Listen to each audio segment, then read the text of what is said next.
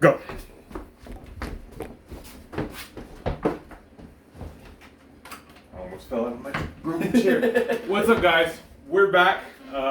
Episode 10 of the Freak Show. A month and a half later. We are busy people. Where in the world has the Freak Show been? Where's Ty been? Where have I been? What have we been doing? I hear Ty's done a whole bulk and a cut since last time. I've been cutting weight. Ty doesn't do jiu-jitsu anymore. We're taking a break, but we'll get into it. Taking a break. Yeah, we didn't even get to talk about Dr. Mike or anything. First though, like, what's up with you training, bulking, cutting, jiu-jitsu, hiatus?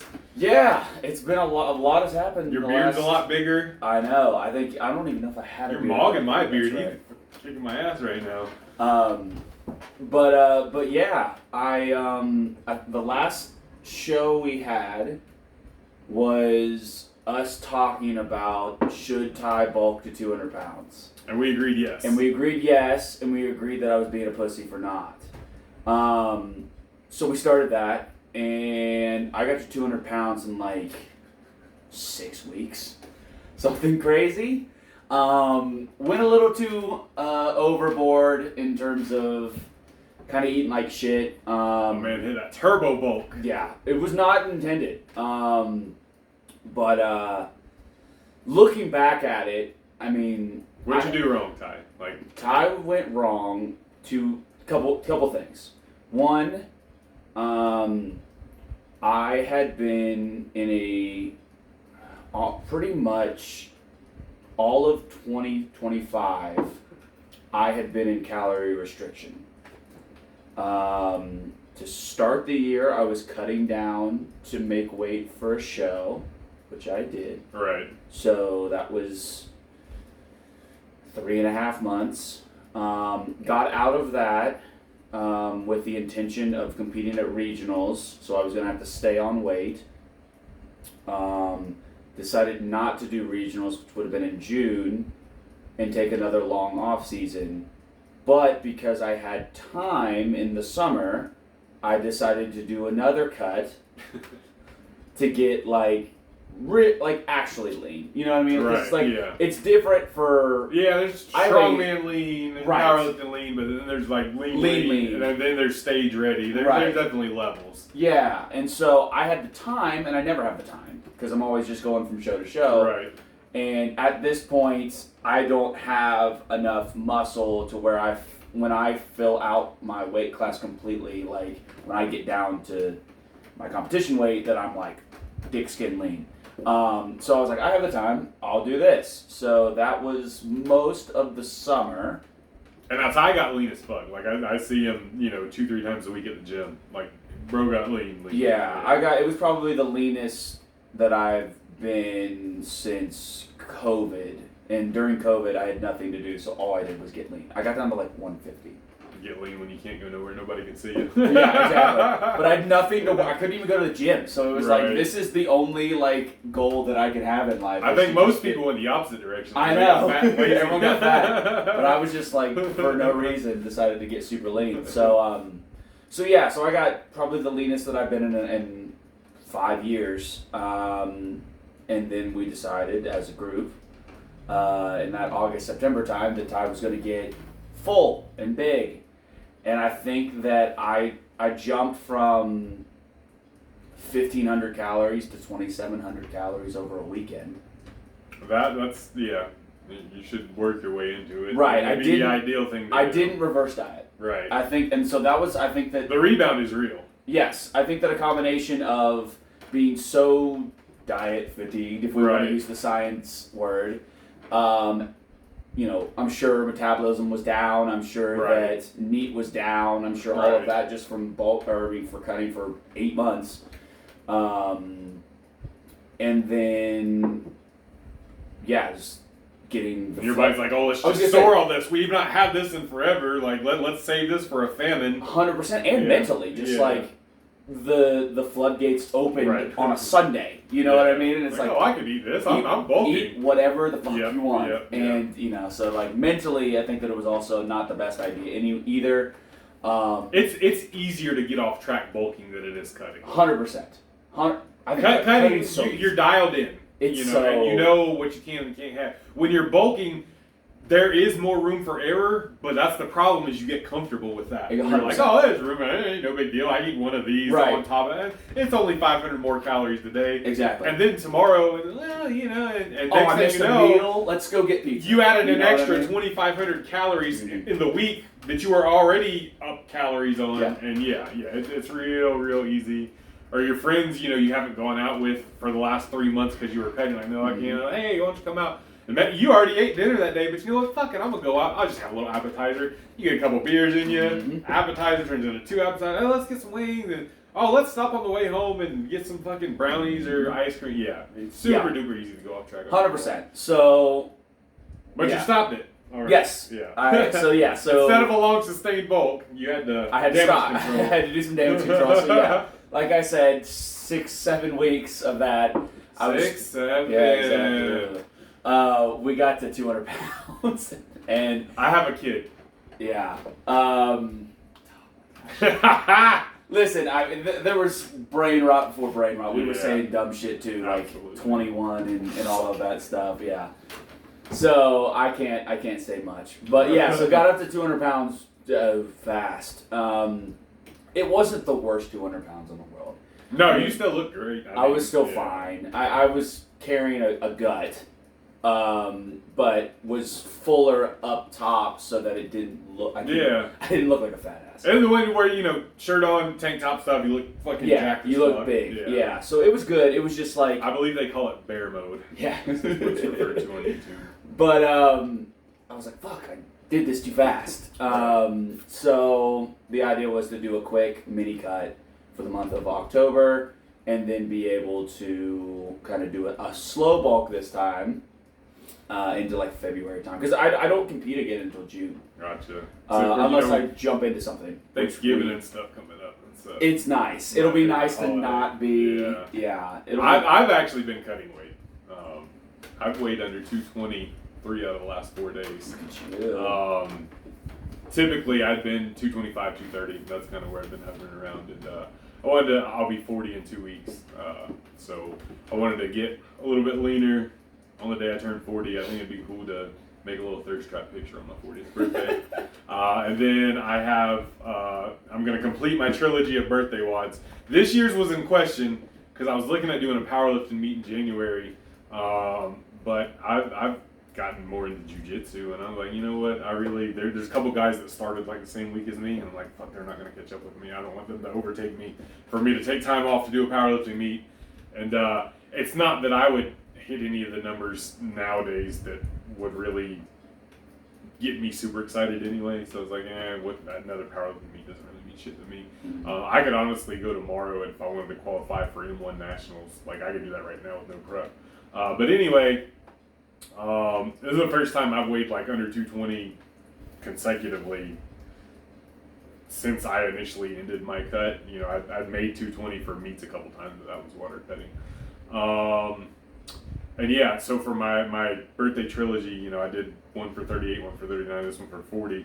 I'm going to put, it's either body weight on the bar or 225 if I'm under 225. So it's going to be 225, which it has been the last 2 years. And the first year I did a 38-inch box jump, 38 squats, 38-inch box jump, 38 bench presses, 38-inch box jump, 38 deadlifts, and then a 38-inch box jump. That last 38-inch box jump almost fucking killed me. So last year, instead of 39-inch box, I just did 39 box jumps, which is harder, like endurance-wise, because now instead of like 5 jumps, we're talking like 120 or something like that. 48, 120, 120 jumps. So yeah, I'm gonna do 40 box jumps, 40 squats, 40 box jumps. Or no, 40 squats. I'm doing the squats first, then 40 box jumps, then 40 bench press, then 40 box jumps, then 40 deadlifts, then end it with 40 box jumps. And I'm going to eat 40 donuts that day. And I'm going to walk 40,000 steps that day. Oh! Yeah.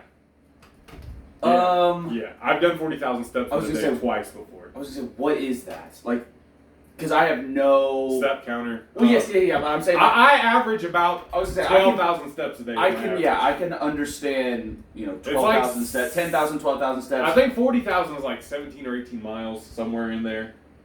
Okay. Yeah, but. How are you gonna do all this in one day? You're not gonna have any time. I hope it's on a like weekend. 3 in the morning. Yeah, Okay. it's on a Saturday. It's on a Saturday. My birthday's on a Friday, but I'm gonna do this on the Saturday the day after. And I was explaining to Ty, I was like, look, on November 15th, we're not gonna be able to shoot anything because I've got shit to do, and that's my shit to do. And yes, it's gonna take me the entirety of that day to do so, and I'm gonna wake up at like 3 in the morning to get started. So, but yeah, that's we both had some weight fluctuations since you last seen us. I'm down on average probably about 7 pounds right now, and it's funny to me now, like even the guys in jiu-jitsu have noticed when like, I was like, hey, you lost some weight? I'm like, yeah, I have, and I'm shooting the shit and stuff. When I was like 300 pounds, if I lost 10 pounds, nobody noticed. Mm-hmm. It was like 290, 300. You might have skipped a meal and took a dump that morning, and you're 10 pounds down. Yeah. And when you're a little bit leaner, like, yeah, people can 5 to 10 pounds is a little bit more noticeable. So yeah. I don't know after my birthday. Like I might continue cutting. I know I'm gonna have another cheat day on Thanksgiving. That's my favorite fucking holiday. But otherwise, I really don't have any other shenanigans planned. And I'm in a good groove right now. I'm not like super hungry or anything. I really haven't been counting calories. I've pretty much eliminated like any like non-clean foods, just kind of broing out with the foods. Quantities have been down a little bit, but I've measured and tracked before enough in the past that I can eyeball and be pretty close. And I sometimes yearn for the days before of being blissfully ignorant about calories in food. Yeah. Fuck, man. No, I think about that too. It's man. There will I'm not sure there will be a day where I can get to be like, I'm sure there's a day where I'll be dad fat, but like, now that I know about it, you're in the matrix. Yeah. You're taking the pill. Well, you can never unknow. You can never unknow again. The first time you measure out a serving of peanut butter, fuck. So now you're like you're hyper aware, like I'm being a fat ass. Yes. Other than like it used to be like you get that big Cupid spoon and make a peanut butter and jelly before you do whatever, but after you measure out like what actually 2 tablespoons of peanut butter and 190 calories is, you realize those old PB&Js you were making was like 800 calories. Just fucking slathering the peanut butter on there. Yeah. So at that point you have to be okay with your choices as opposed to like not knowing what your choices are. Right. Yeah, no, I think that it's super cool. Doing those birthday workouts. That's gonna be a gnarly day. Yeah. I think the 40,000 steps. I hate to see what 50 looks like for you. Right. Well, I said this. I always said this was going to be a trilogy. I did it first for my 38th. That was my first birthday where I was lean. After all those years being at 308. And I wanted to do something that a lean person could do. And then last year I was like, let's build off of that and let's kind of refine it a little bit. And then going into this year, I was like, well, we've done 2. Let's be Star Wars and let's be fucking Lord of the Rings and make a fucking trilogy out of it. And then I was like, no, I don't know. I kind of want to do this powerlifting meet in January and then there and blah, blah, blah. And then I started jiu-jitsu and then I was like, oh, this is a lot more fun than powerlifting. I think I'm going to stick with this. And I've only done like my first training session specifically for this workout coming up like a week ago. So I'm going to be a little bit underprepared, which I think is going to make it more fun, more spicy, more interesting. Yeah. We'll see how much of a slog it is. I did an explosive workout today and it just wasn't there. The lack of calories, probably a little under recovered now. I've upped my jiu-jitsu frequency to 4 days a week. And then my last couple of training sessions have been more endurance-based, and tomorrow's will be as well. But I wanted to try to maintain a little bit of explosiveness through this, and I'll get back to that like after this birthday workout. But we discussed taking a break from jiu-jitsu. Yeah. Okay. What's going on there? I think I've got a little insight, but I mean, really, a couple things. One, Logistics of training in Bristol, which Right. is where we are right now. This is where Dennis lives. That's where his gym is. It's where my gym is. It's also where Mayhem is. Where we train, like gym, is in Bristol. I live in Johnson City, which is 25 to 30 minutes away. Right. And I've been traveling to Bristol to train at Mayhem's. I've never lived in Bristol. So I've always traveled because really there's not another gym like Mayhem, in my opinion, in our area. There's some stuff that's close, but especially as a strongman athlete. Right. Nothing. Yeah. We would go, when I first started, I would go to the other strongman gyms in the area and to see if they had better, like what their equipment status was and stuff, because they would talk about, they got kegs and stuff, and then I would go over there and their heaviest keg's 100 pounds. And it's like, that's not doing it. Right. So Mayhem has always been my home for that stuff. But when I started jiu-jitsu last October, I was working in Bristol too. So I was living in JC, but I was working in Bristol. And so it made the most sense to start at Bristol Jiu-Jitsu because I was already here. And so it was cutting down on driving. Flash forward to about April, I get a new job in Johnson City.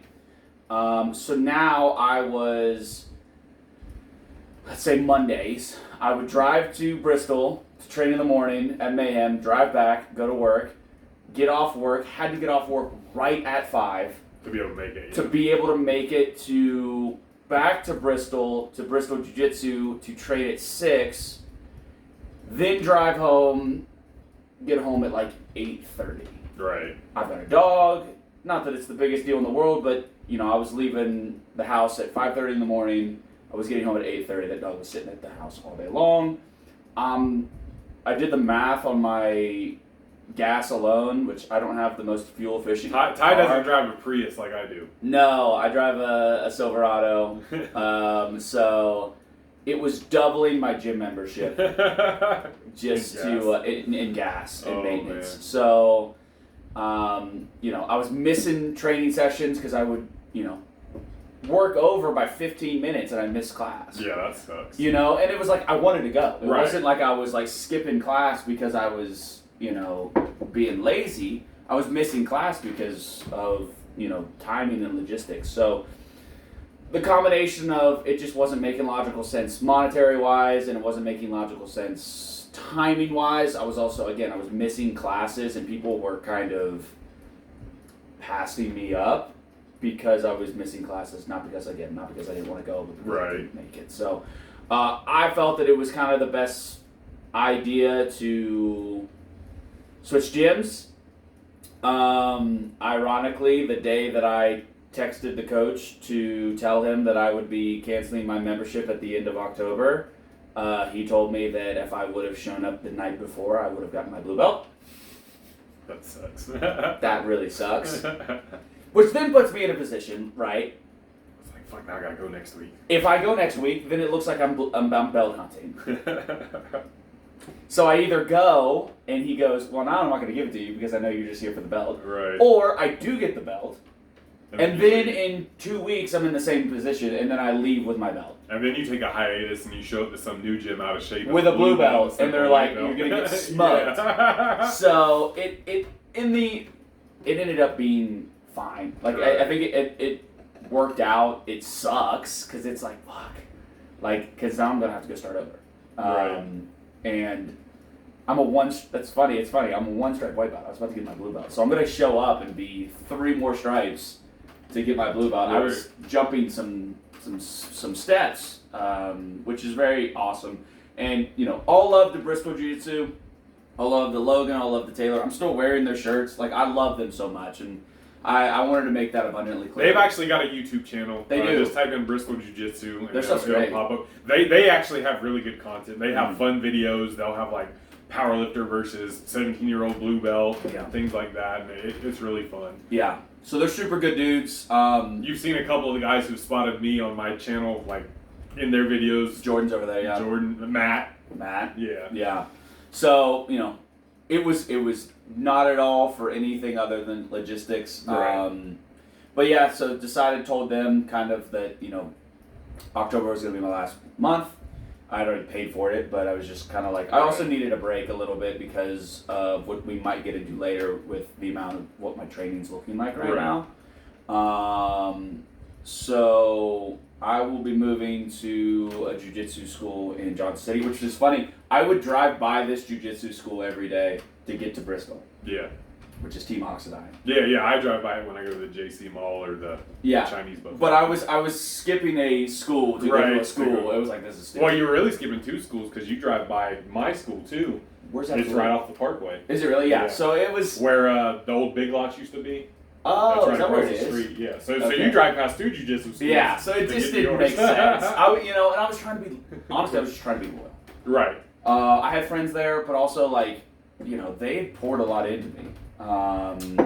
Which is understandable because I've talked to them on YouTube a couple times and they're like, "Well, you can come over here and train. Come over here and train." And I'm like, "Yeah, I've kind of been my son's been at Absolute for like 4 years now. Yeah. And, the coach there's been good, and he's got friends there, and I've made friends there, and it is when you get started somewhere, you don't really want to leave out of loyalty or anything like that. Yeah, they've done a lot for my game, like specifically like taking me aside, worked on things. Right. And stuff like that. They're really good dudes. They take care of their own.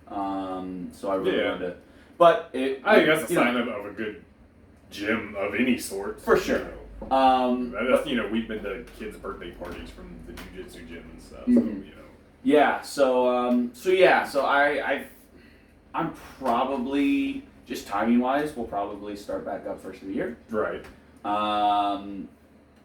Who knows? I might get. Maybe I'll catch up a little bit. Yeah. Well. Who knows? I may get the itch because I've already been getting the itch just a month of not doing it. Of course, you've still got aspirational goals as strongman compared to strength guy. Yes. My powerlifting arc is over, so yeah. I can pour more time into jiu-jitsu now and not worry about the recovery or anything. Yes. Yeah. Because and it does absolutely. You've got to divvy it up. You've got so much recovery. Dude, what I'm doing right now, it was really tough. I mean, I was in a gym 9 times a week. Right.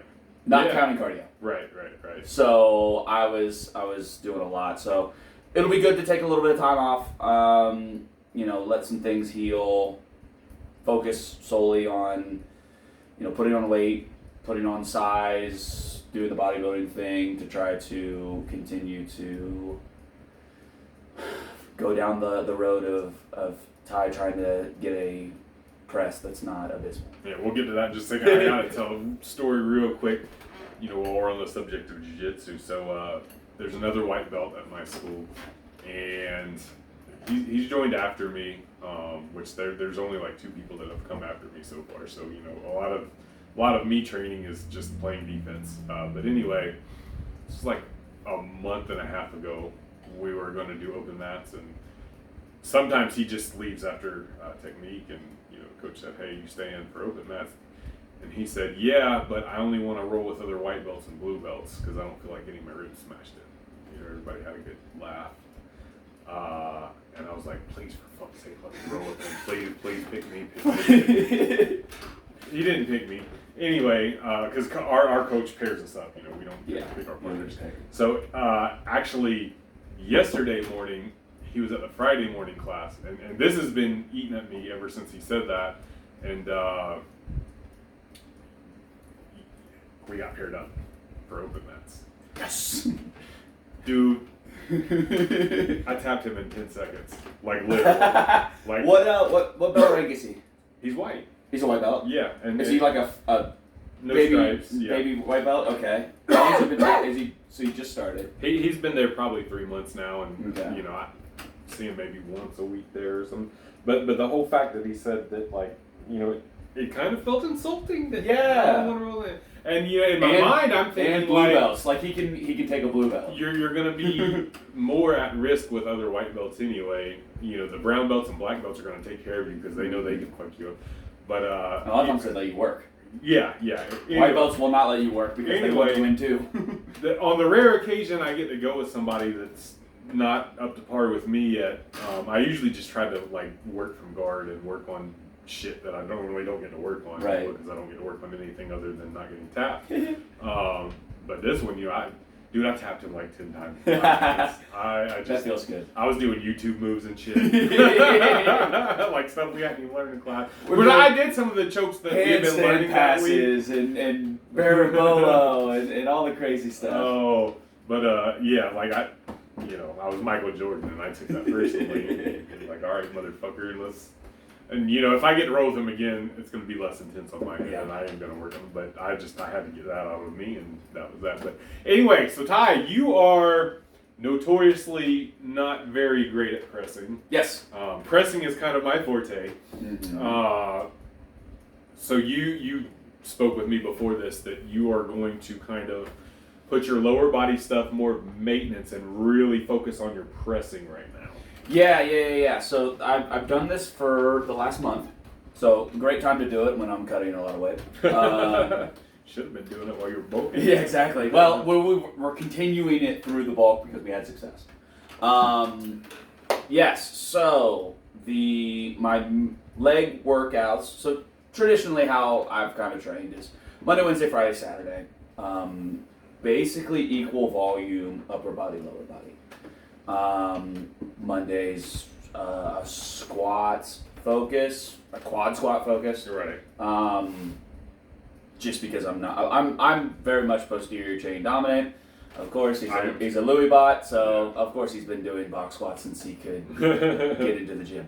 But in my off season, I throw on the heels and I try to really work on the quads. So Mondays is a squat focus and Friday is a pull focus. Wednesday and Saturday bench or overhead press. It kind of varies. But volume has been relatively equal. Intensity has been relatively equal. And my lower body stuff has done this, and my upper body stuff has gone so, for the first time, I am putting my lower body training on maintenance and really not attempting to not go over like an RPE 7 on anything. Yeah. I'm not someone who's ever really done an RPE scale type of work, so I'm sure you just gotta be honest with it's yourself. bodybuilding. I don't know. I mean, I'm like, if it feels like a 7 out of 10, it's a 7. It's kind of like how I'm going. I'm not the best at it, and really, it's off-season bodybuilding work, so it's not that big, right? In my opinion. Yeah. But yeah, so like, I'm doing like 3 sets of 5 on squats, and they're not heavy. Right. My pulls are somewhere in the same. It might be like 3 sets of 8, and they're not crazy heavy. I'm still doing the ignorant deadlifts, but they're not.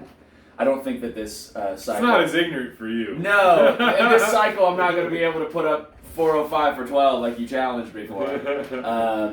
But just putting that stuff on maintenance, and then upper body stuff. Not only am I doing that Wednesday and Saturday upper body, the volume has increased significantly in those. I'm doing 4 sets or 5 sets of everything. I'm also doing evening workouts that are like more pump focused. Yeah. On Tuesday, Wednesday, and Friday. Those days are those days because right. Monday and Thursday were jiu-jitsu days. Yeah. So I may spread it out a little bit more because that train on Tuesday night, train on Wednesday morning, train on Wednesday night is a lot. Right. But that stuff is like straight up bodybuilding. Yeah. And it's a lot of shoulders, it's a lot of chest, and like a little bit more back volume. Right. So it's a lot, and I think it's been going well. The thing with upper body, you can handle more volume. You can, for sure. It's way less taxing. You're not really loading your spine with everything. If you're doing standing overhead presses, of course, there's some spinal loading. But, when you're laying down and bitching. I'm also not that strong at standing when overhead press, so it's not that much actual loading. When you're sitting down, incline pressing, whatever. Anyway, you can do a lot more volume. Big Z, he always, pressing's easy. You just sit down and, press the bar. And, right. He's not wrong. you can get a lot more volume in. Yeah, so it's been a ton of volume. And I've never been someone who's like a crazy high volume guy. Not that I have anything wrong with it. Like right. I'm trying to push into and find the limit. Is basically what this cycle is. And you know, if it's a variable, you've never really turned that knob that way yet either. You're gonna get, if anything, you'll get some novel newbie gains. Yeah. And we see that a lot just within the community in general. I think right now with the bodybuilding side, like people are on this low volume hype train, and it's like, well, yeah, it's working because you've been on this high volume hype train for the last 5 years and you've stagnated. Right. Now you're like, oh, let's try some low body workouts because this data, blah blah blah. Yeah. And maybe there's something to that, but more than likely it's just like, oh, your body is finding a different stimulus now because you've been away from this sort of training for this long, and it's like, oh, something new to adapt to. And, right. You know, it's kind of cyclical. Like yeah. That. No, and the other thought was,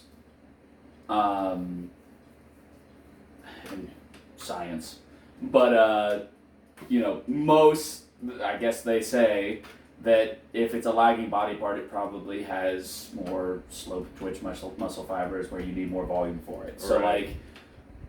it's very obvious that my shoulders and my chest are lagging body parts, right. both visually and performance-wise. So let's try to crank the volume to 11 and see what happens. I think it's a good idea. I think you're going to respond well to it. I really do. I think most people in general, when it comes to pressing of various angles, are going to do better with more volume and or more frequency. Yeah.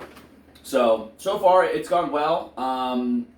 I will say that I learned the hard way that I have to take deloads more often because my last week of training has been a bag of shit. Yeah. And have not hit numbers at all. Right. Even the end of last week, there were a couple exercises that I didn't hit numbers, and I'm like, well, am I diet fatigued? Probably yes. Am I probably fatigued in general systemically? Probably yes.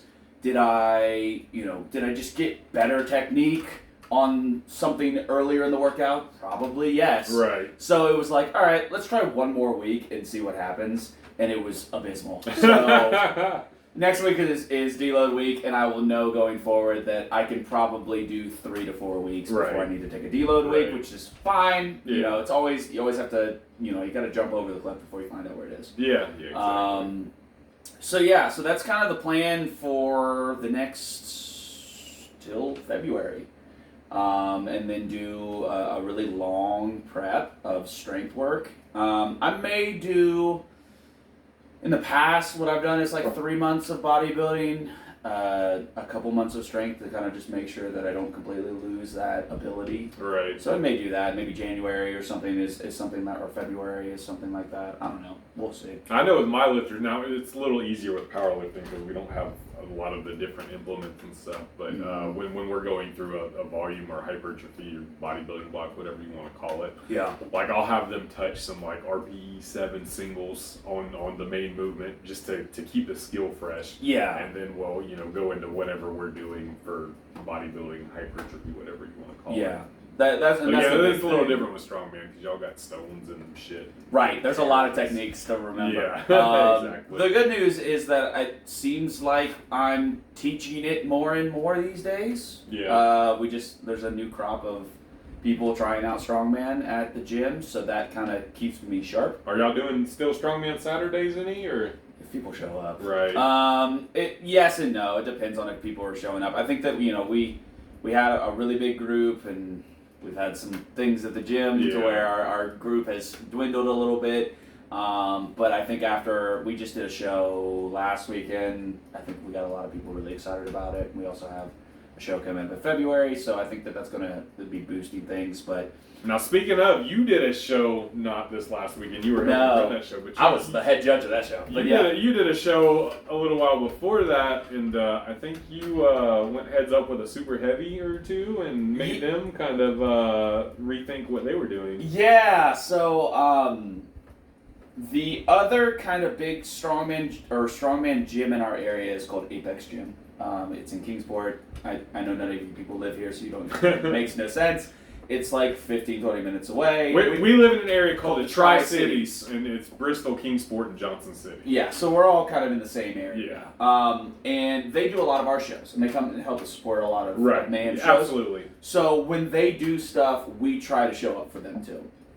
And they were running a show, and they're like, I was like, what do you need? Do you need competitors or do you need helpers? And they're like, we need competitors.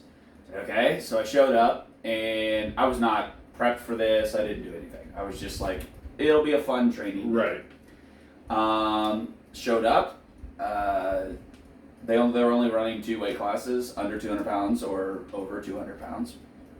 And I said, where do you need me? Right. I can make weight for both. So what do you want? And they did. They only had, I think like 6 or 7 supers.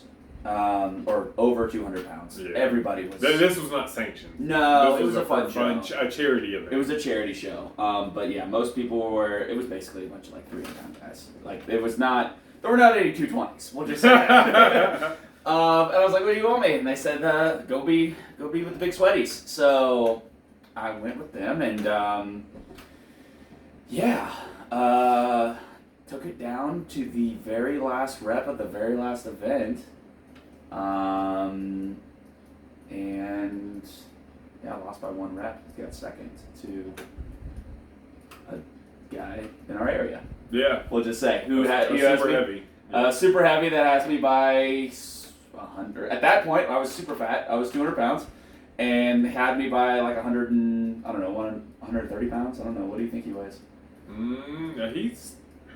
He's probably 300 plus. Yeah, I would assume he's over 300 pounds. Yeah, I would. So he had me by at least 100 pounds. So he won the he won the Viking press. I got second. I won the deadlift, which made me very happy that I out deadlifted him. He got like third. Then he won the tire flip for time by like a quarter of a second. I won the farmer's carry by like a quarter of a second. It came down to the last event, which was sandbag over bar in 60 seconds, which was brutal. Especially because y'all were using a light sandbag. The sandbag was not heavy enough. Which makes it sound easier, but it turns into, it's not. It becomes cardio. Yeah. And it's just, it's filling the minute and being strategic and just like selling your soul. And at that point, the size, the relative size, picking up a smaller bag, it makes you more efficient at moving it. Yeah. Even if your cardio is a little worse. Yeah, he was also, the bars at his belly button. Right, he's a lot taller. He's a lot taller than me. And I had to go first. Also sucks. because he wouldn't. I said, okay, I'll go. And I got 15 and he got 16 with 1 second left. So, shook his hand, was a good sport about it. But yeah, I think I... you literally punched way above your weight class. I would think so, yeah. In the weight class of the jungle, Ty said, I don't give a fuck, I'm the motherfucking cheetah, bitch. So I think that, I'm in this weird... We've talked about this before, where I'm in this weird spot of like, local shows, especially in our area, there's not a lot of guys in my weight class that, that I can compete with. Right. But like nationals, I'm not there yet. Right. So a lot of times when I jump into these shows on a whim, I'm like, okay, I'll just go up weight classes to go find competition. So it was a really fun day. Like, shout out to Andrea for putting on a good show. They had like the local ROTCs be a part of it. Speaking of Andrea, she just did 185 on our Slater log. Yeah, she's a beast. She's a stud. She was not the first woman ever to lift on the man's Slater log. She was the first woman ever to lift on our Slater log. Yeah. And it's not even close. I mean, we don't have anybody in our area that's anywhere close to hitting that. No. So she's a stud. She put on a great show. It was, I think they raised a good amount of money for their wrestling team. So it was a lot of fun.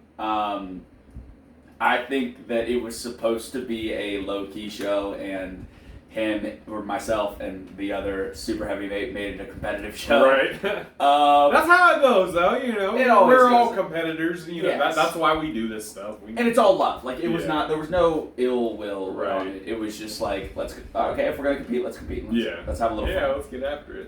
So overall, great show. Overall, at that point, I was already doing this minimal leg training. Still pulled 615 from 18 inches, which is tied my PR. So it's still there, I guess. Right. For the time being. So hopefully that continues, and once we start back up into real strength work, I can do more. Yeah, absolutely. So a lot's happened since we last filmed. The whole Dr. Mike thing has come and gone, and there's still remnants of it, of course. It's going to be a discussion point for a while. I think there's always going to be kind of traces of that. From, here on out, like, any new thing that he does, like, that's going to circle back to it.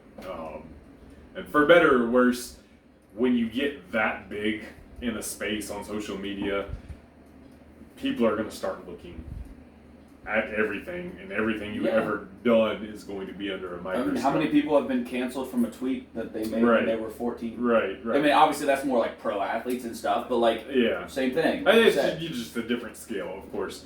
That said, he lives in Johnson City. That's where ETSU is. East Tennessee State University is. And the school's catching some flack for it, which now that everything has kind of come out, again, I've not been a member of academia beyond high school. I don't necessarily know standards and this and that. I made a whole video on this already. People have relationships with people. You can see it in corporate America. You can see it in the job place. Putting forth the best effort objectively on paper isn't always required. A lot of times your relationships with people will get you further than what you actually do and know, and that's just objective. I'm not saying anything specific. That said, it was a bad look. Like the way he handled it. Yeah, 100%. Was bad. He should have just owned up to it. Whatever. I want to defend ETSU for a moment. I never went there as a student or anything, of course.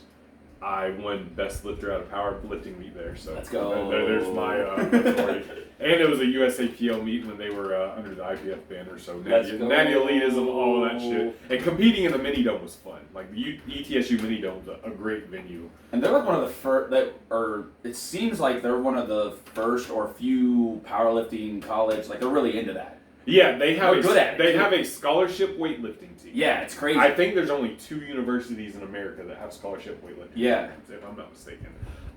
They have a powerlifting club there, which they actually do take it serious. And their exercise science, division, I know it's catching a lot of flack for this, but it would be a lot of y'all fucking science nerds' wet dream to go there. Like they've got force plates, they studied these things. They have the weightlifting scholarship team there. They use them for a lot of these studies. Like if somebody were to want to research in this field and study in this field and potentially a career in this field with credentials, I know like they were posting like the school's national ranking and stuff, and it doesn't rank very high, but in that specific area, it's a pretty desirable place to go to with everything that they do there.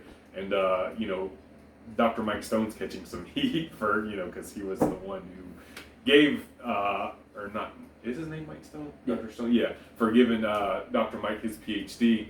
But, he's worked on the Olympic committee. He's worked with tons of, high-level Olympic track and field athletes and stuff. And, it would be in one's best interest to kind of want to go there in this field. So I think ETSU would be a good place to go for that. They take that shit really seriously. I actually have a personal friend, Derek Wilcox. He used to train at the gym. He used to live here. He has a PhD from there, and he's one of the smartest people I know when it comes to training and stuff. So, like don't. Didn't he break the squat record at Mayhem? I've seen that video. With Claude behind him. It was at one of our meets. It wasn't in our gym. Okay. It was a meet we put on, where he became the lightest man to squat 1,000 pounds. Yeah. I think it was at the Armory. Is that where it was? Yeah. I just always see Bumpy just like... Yeah.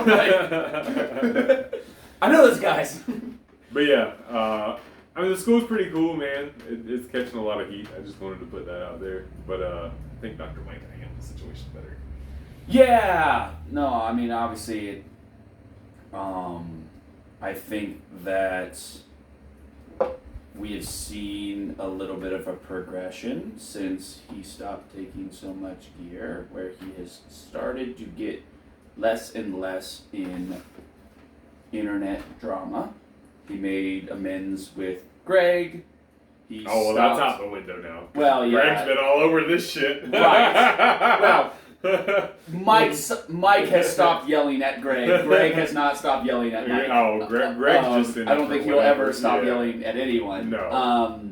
I mean, he's made a video about me of all people. So, yeah. So Editor Steve, if there's a video that mentions Greg Doucette in its title, Greg's team sees it and they save that shit for a rainy day. Yeah. So I think that he has stopped doing that. He's talked about stopping being so mean on his exercise science critiques, unless it is a charlatan. But I think that this was a step in the regression, where I think that he got a little, and rightfully, I mean, not rightfully so, but like, I can understand if people are telling you that your life work is for naught, and that you were a bad student, and that you were you should not have gotten your PhD. I'd feel some type of way too. Yeah. And so I understand trying to correct the record. It sounds like he should have waited 2 days and watched the videos a little bit closer and made sure when he came out swinging that his ducks were in a row. Oh yeah, because they were not. Yeah. Yeah, he tried to say that was the wrong copy, but it wasn't the wrong copy. Right. And then there was evidence of tampering. Yeah. With and re-uploading something different that wasn't there. And that's what made it right. really bad. Yeah, and at the end of the day, it sounds like this was a paper that got the required grade to get a PhD. Right. That was written by a 26-year-old or 27-year-old. I know as someone, you know. I used to be 26 or 27. Yeah. Well, I'm saying, like, and do you think that the work that you were doing or the ideas that you had at 26 or 27 are as good as you are now? Absolutely. No. I don't want anybody to see any of the work that I did in college because it's probably dog shit at this point. And I'm 26 or 27. I've only been out of school for 5 years. So I think that he handled it very poorly. I understand wanting to correct the record, but I also think that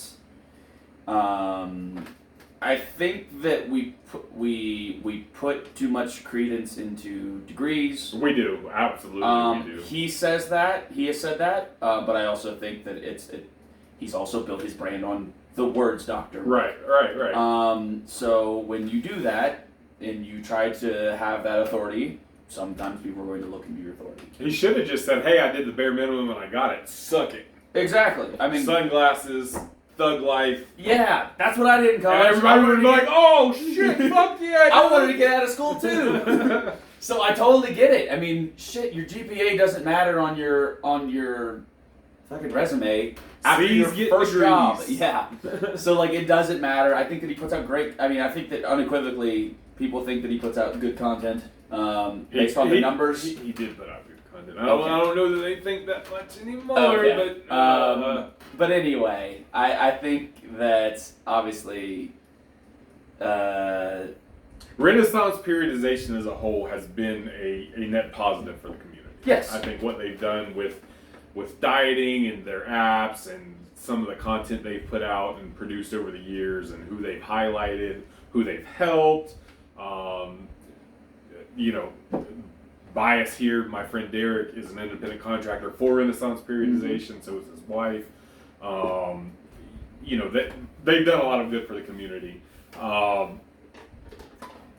when you get into people's personal lives and their personal thoughts and personality, that's, you can get a little squirrely there, and we've all got our own things and stuff. And but as a whole, I think Renaissance periodization has certainly been good for the community, and I don't think that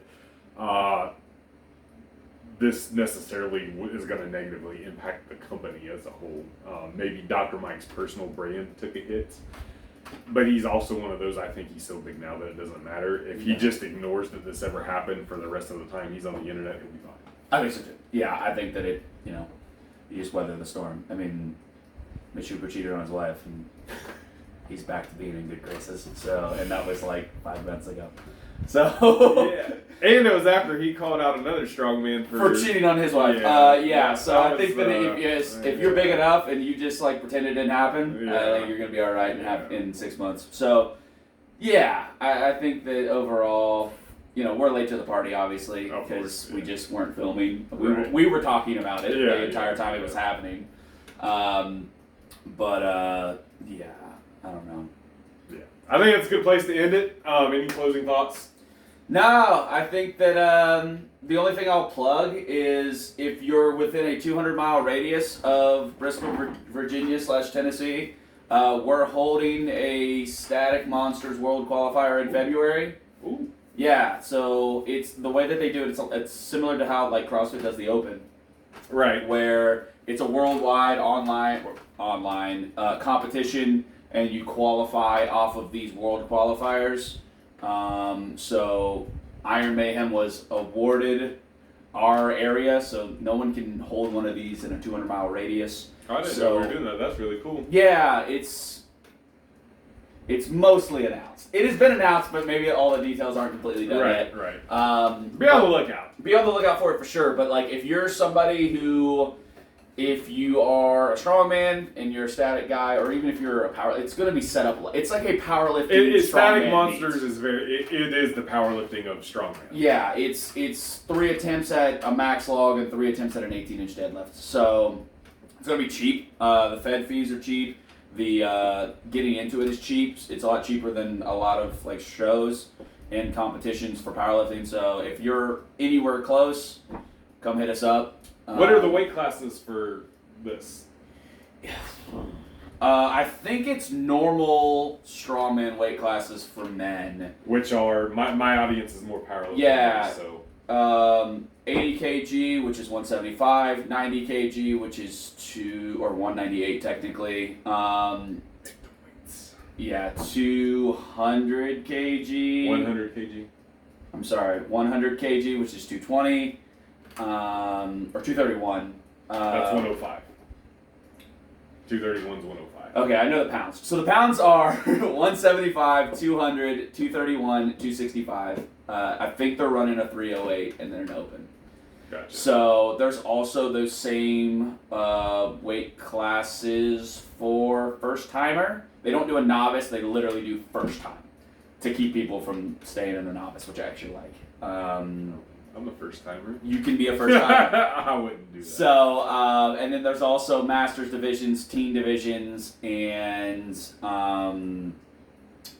adapted divisions. So I think there's missing arm, missing leg, seated missing arm, seated missing leg, and neurodivergent. Tommy, if you're watching this, you one-armed son of a bitch. That's you. We have not we're still very early in the process of learning things with Static Monsters. We're actively talking with them to make sure that we do it perfectly. It's going to be, the plan is for it to be live streamed.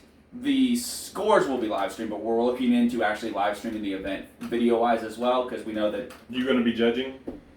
Probably. So I'm probably going to be the head judge, and everybody who is involved with the event, who is even putting it on, is allowed to compete except for the head judge, which sucks.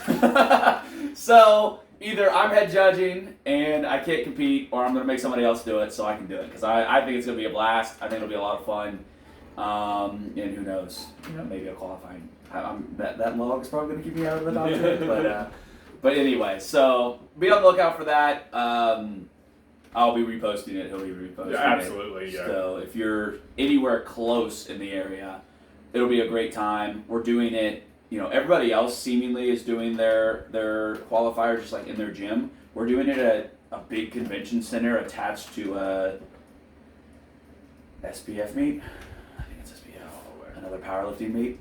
So, which is with Apex. So it's going to be really big. It's going to be at a big convention center. It's also a charity event for our local police.